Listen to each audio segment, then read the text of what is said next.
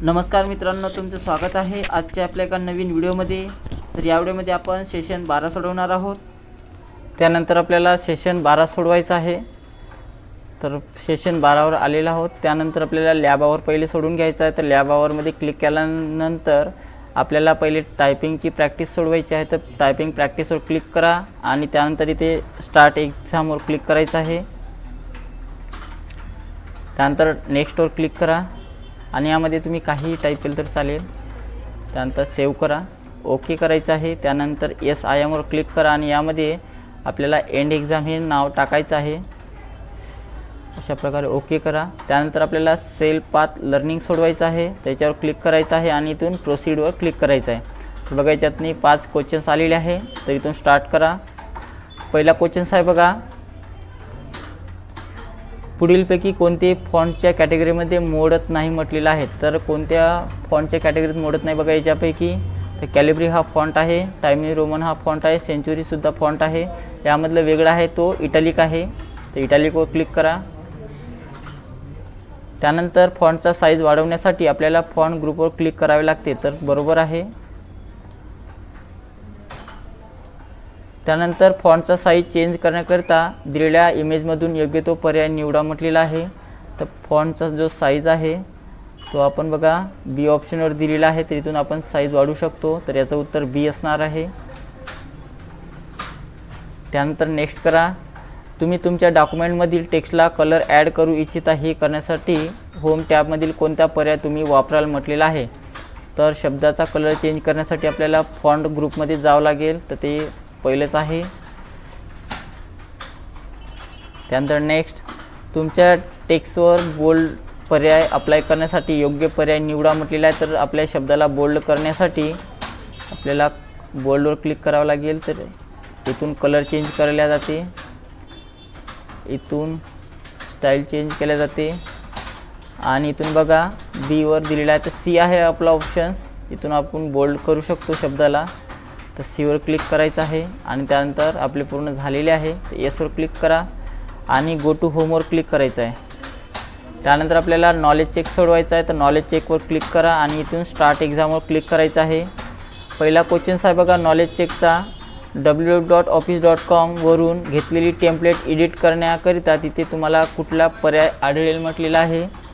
तर तुम्हाला 2 पर्याय तिथे आढळेल। एक आहे डाउनलोड आणि दुसरा आहे ओपन इन ब्राउझर। त्याच्यावर क्लिक करा आणि त्यानंतर सबमिट करायचं आहे।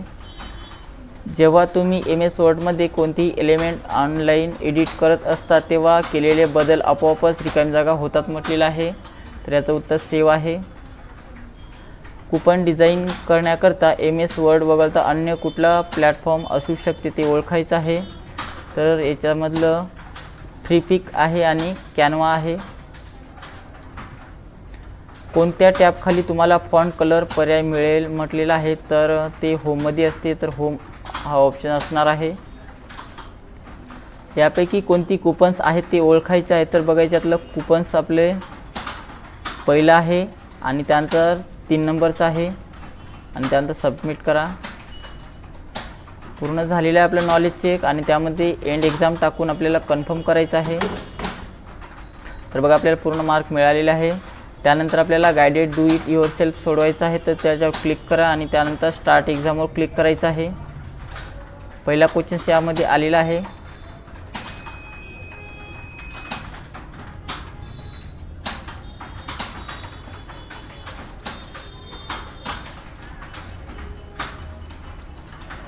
दिलेल्या डॉक्युमेंटमध्ये सारी सेंटर हे टेक्स्ट सिलेक्ट करा आणि त्याचा फॉन्ट आपल्याला वर्धना करा म्हटलेला आहे।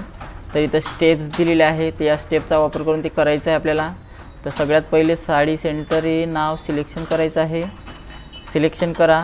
त्यानंतर फॉन्टमध्ये जाऊन आपल्याला वर्धना नावाचा फॉन्ट घ्यायचा आहे। तर स्क्रोल डाऊन करा आणि त्यातून आपल्याला वर्धना नावाचा फॉन्ट घ्यायचा आहे।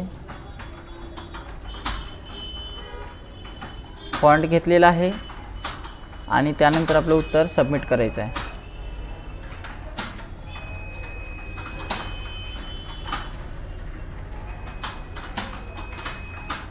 तिकडलं कॉम्प्युटर बंद कर ना।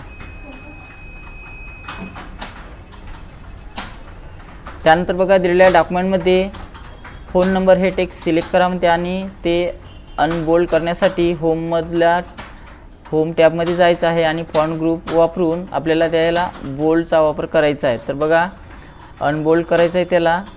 तर पहिले जिथं फोन नंबर दिलेला आहे त्याला सिलेक्शन करून घ्यायचं आहे आणि इथून बोल्ड आहे तर त्याला पुन्हा क्लिक करायचं आहे म्हणजे ते अनबोल्ड होईल. बाहेर क्लिक करा कुठेही आणि नंतर सबमिट करायचं आहे.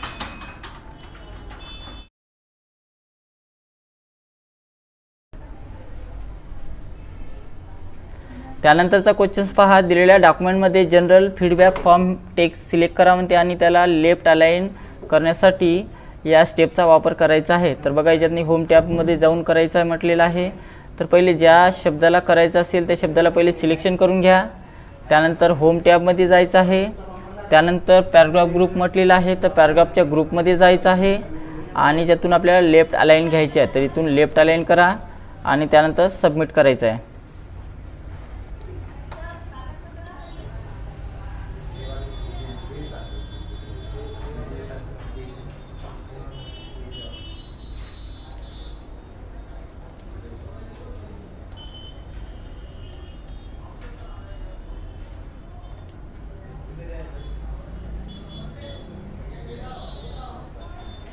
त्यानंतर बघा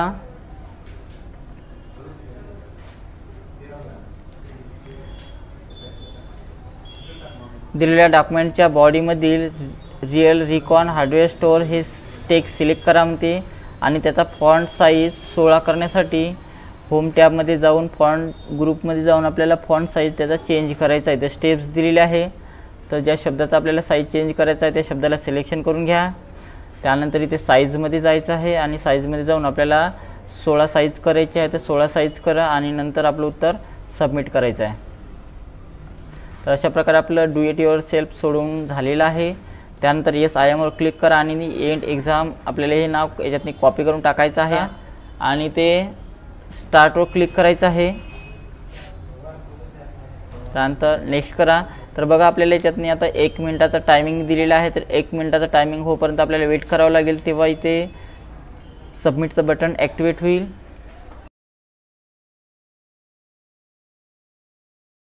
सबमिटचं बटन ॲक्टिवेट झालेलं आहे. तर इथून सबमिट करायचं आहे. ओके करा.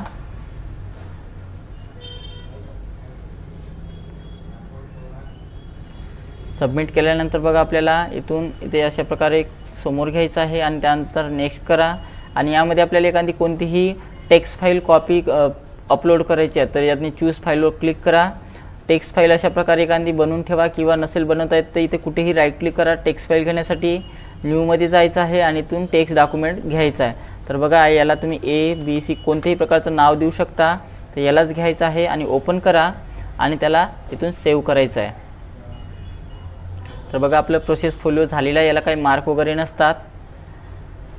त्यानंतर सिम्युलेशनचे क्वेश्चन सोडवायचे आहे. तर सिम्युलेशन क्वेश्चनवर क्लिक करायचं आहे आणि त्यानंतर स्टार्ट एक्झामवर क्लिक करा आणि इथून स्टार्ट करायचं आहे. तर पहिला क्वेश्चन आहे बघा, वाचणाऱ्याला मजकूर वाचता आला पाहिजे यासाठी तुम्ही चांगल्या साईजचा फॉन्ट वापरला पाहिजे. त्यासाठी निवडलेल्या पॅराग्राफचा फॉन्ट साईज 20 करा म्हटलेला आहे. तर साईज आपल्याला चेंज करायची आहे. तर साईजमध्ये जा आणि इथून 20 घ्यायची आहे इथून साईज आणि नंतर आपलं उत्तर सेव्ह करायचं आहे. तर आपला पहिला क्वेश्चन झालेला आहे. त्यानंतर इथून दुसरा क्वेश्चन स्टार्ट करूया. बघा दुसरा क्वेश्चन म्हटलेला आहे ते, जेव्हा तुम्ही एखादी प्रोफेशनल डॉक्युमेंट तयार करत असता तेव्हा टेक्स्ट मार्जिनमध्ये समान पद्धतीने विभागले गेले पाहिजे म्हणून निवडलेला पॅराग्राफ जस्टिफाय करा म्हणते आणि नंतर लाईन स्पेसिंग 1.0 असे निवडा म्हटलेलं आहे. तर पहिले आपल्याला जस्टिफाय करायचं आहे. तर पॅराग्राफमध्ये जाऊन इथून जस्टिफाय करा आणि ते लाईन स्पेसिंगमध्ये जाऊन आपल्याला 1.0 लाईन स्पेसिंग घ्यायचं आहे आणि त्यानंतर सेव्ह करायचं आहे. तर अशा प्रकारे आपले सिम्युलेशनचे क्वेश्चन झालेले आहे. याला एंड करून टाकायचं यामध्ये अशा प्रकारे. त्यानंतर सेव्ह करा, ओके करा आणि शेवटचं आपलं सेशन कंप्लीशन टेस्ट सोडवायचं आहे. त्याच्यावर जायचं आहे आणि इथून स्टार्ट एक्झामवर क्लिक करा. पहिला क्वेश्चन आहे बघा, व्हॉट इफ ॲनालिसिस हे स्प्रेडशीटमधील विविध गृहीतांचा परिणाम तपासून पाहण्याचे प्रभावी आणि सोपे साधन आहे म्हटलेलं आहे.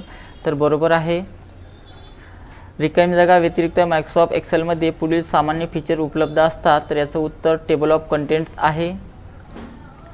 अर्थसंकल्प तयार करणे, त्याचे विश्लेषण करणे आणि त्याबाबत अंदाज करणे यासाठी सर्वात योग्य ॲप्लिकेशन कोणते असेल म्हटलेलं आहे तर स्प्रेडशीट आहे. मायक्रोसॉफ्ट एक्सेलबाबत पुढीलपैकी कोणते विधान सत्य आहे म्हटलेलं आहे तर याचं तर हे 3 नंबरचं आहे. डेटाचे एकत्रीकरण, गोल सीक परिस्थिती इत्यादीसाठी लागणारे टूल्स उपलब्ध करून देते. त्यानंतर सबमिट करा आणि आपलं बघा सेशन एंडसुद्धा झालेलं आहे आणि याच्यामध्ये आपल्याला टाकायचं आहे आणि त्यानंतर सेव्ह करा. बघा आपल्याला एक क्वेश्चन आपल्याला चुकला होता त्याच्यामुळे आपल्याला 0.92% मिळालेले आहे मार्क. ओके करा. बघा आपलं सेशन 12 झालेलं आहे.